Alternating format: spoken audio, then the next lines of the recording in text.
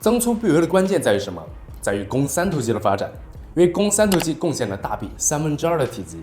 那增大肱三头肌的关键又在于什么？就在于肱三头肌的长头是否有练得到位。因为长头又是肱三头肌的3个头里面视觉比例占据最大的一块。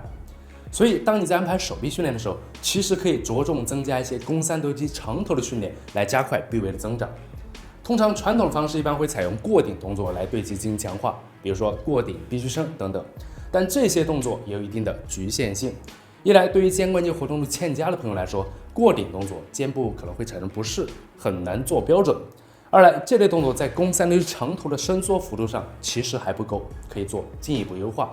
所以这里我要跟你们分享另外一个我认为更加高效的肱三头肌训练技巧——直臂屈臂下压。这个动作其实是由2个我们平时非常熟悉的动作组合而成，一个是直臂下压，一个是屈臂下压。眼尖的朋友可能就会问，直臂下压不是一个练背的动作吗？没错，直臂下压的确是一个非常经典的练背动作，但是如果我们将它和屈臂下压相结合，就会产生1:1大于2的神奇效果。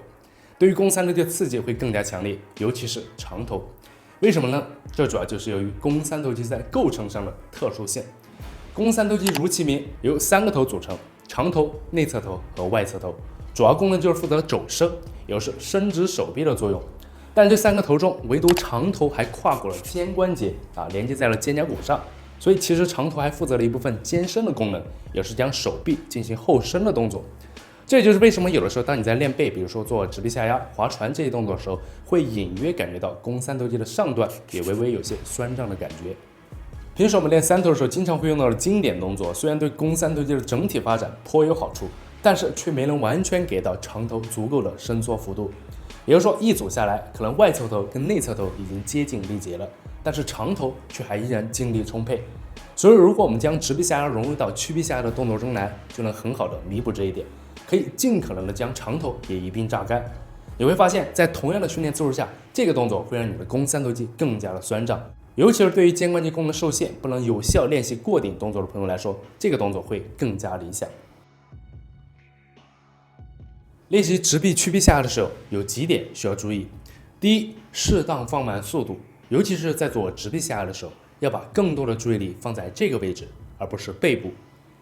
第二，全程肩部都要做好固定，不要上下来回晃动，避免不必要的借力。第三，做屈臂下压的时候，大臂尽量往中间收拢，肘部垂直指向地面。第四，平时我们练背的时候做直臂下压会握得稍微宽一点，但此时我们的训练重点在于肱三头肌，所以可以就用这种短的直杆连接在龙门架的绳索上，然后双手持握在两端，保持与肩同宽的握举即可。但如果你平时不在健身房而在家里训练，就可以换成用弹力绳来做这个动作，也能达到同样的练习效果。那要是家里只有一对哑铃的话，就可以改为直臂后伸加臂屈伸这个动作，也能起到近似的效果，但是动作形成上会稍逊于龙门架或者是弹力绳。至于如何来安排训练，如果你平时喜欢把背和三头或者是胸和三头放在一起训练，那么直臂屈臂下压就可以作为练完背或者是练完胸之后的第一个三头训练动作。如果是纯手臂训练，那么就可以安排在肱三头肌的复合动作，比如说窄举卧推、双杠臂屈伸，这些都完成之后再来做。通常每组设置在16到20个，做3到4组就 OK。